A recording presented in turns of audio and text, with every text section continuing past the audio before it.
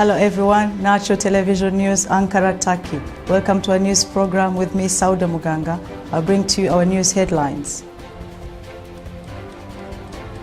Maduro calls on all countries to stand with Venezuela. In Caracas, President Nicolas Maduro said on Wednesday that US President Donald Trump continues to threaten Venezuela with military intervention and urged all nations to stand in solidarity with his country. Speaking to reporters at the Miraflores Presidential Palace in Caracas, Maduro recalled Trump's previous remarks, signaling military intervention was an option after Washington recognized opposition leader Juan Guaido as the president's interim president last month. Today, the US president has threatened Venezuela with military intervention. I want the whole world to act with solidarity with Venezuela, Maduro said. We are not slaves, beggars, and servants of anybody.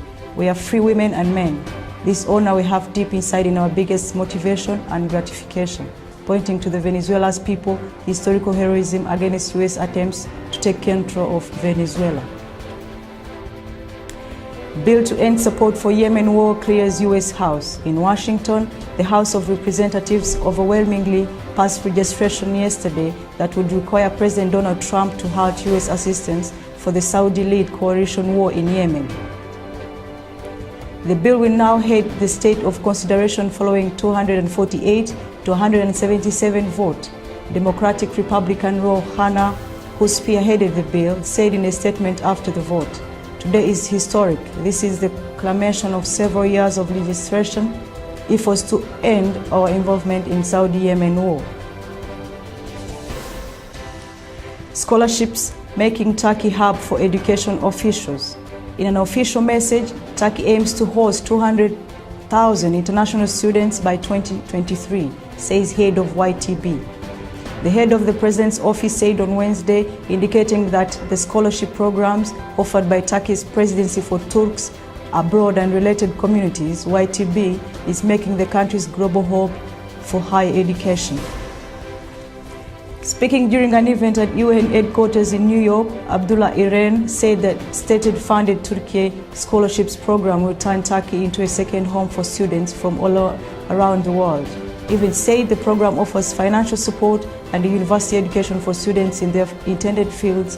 Apart from university education, it is aimed at providing students with benefits of social, cultural, and academic curriculum, programs, and activities while they are in Turkey. Adding that for sustaining these ties, the Turkey Alumni Networks has been established with a member body of more than 150,000 graduates, with around 30 registered Turkey alumni associations in more than 20 countries. He also said Turkey hosts approximately 150,000 international students, and more than 17,000 of them are scholarship students.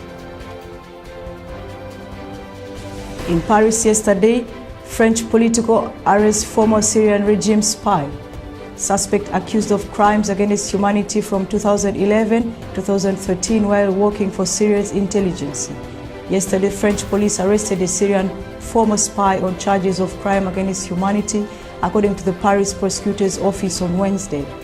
The suspect in his 30s is accused of taking part in acts of violence against civilians from 2011 until 2013, when he worked for Syria's intelligence services.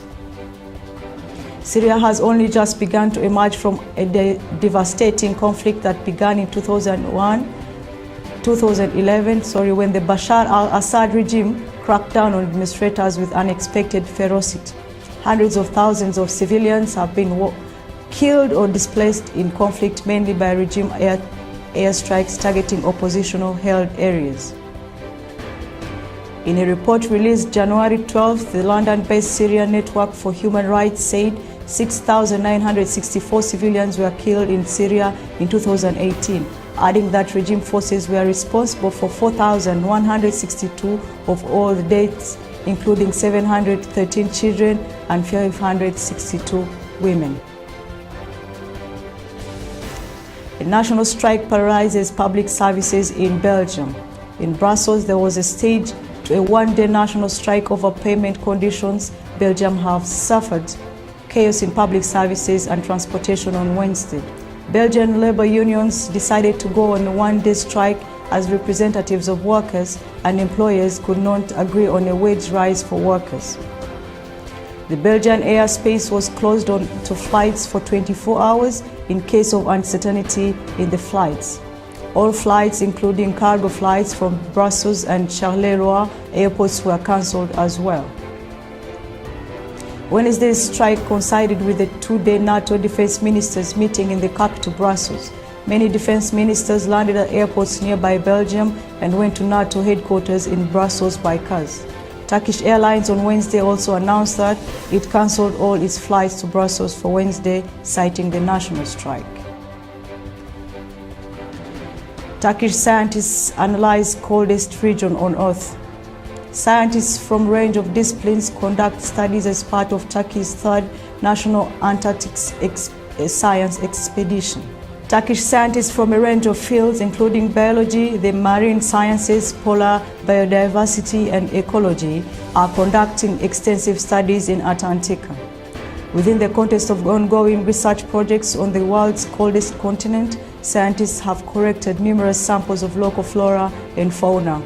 Research projects are now underway at the Kampa 8 Turkish universities. In April 2016, the first ever Turkish team of researchers, including doctors, botanists, geologists, and oceanographers, traveled to Antarctica to study the impact of climate change. The coldest continent on Earth, Antarctica has served as a scientific research zone since the signing of 1959 treaty. The lowest temperature ever recorded in Antarctica in 1983 was -89 degrees, while in summer temperatures can climb as high as 15 degrees Celsius. Iraqi woman gives birth to 7 babies. Yesterday in Iraq, a 25-year-old Iraqi woman gave birth to 7 healthy babies, a very rare incident in the world and the first such surviving multiple birth in Iraq. The new baby septuplets include 1 male and 6 females. Thank you so much for watching our news program. You can check our YouTube channels on Natural Television or send us messages on WhatsApp number written on your screen. Thank you so much. My name is Sauda Muganga, Natural Television, Ankara, Turkey.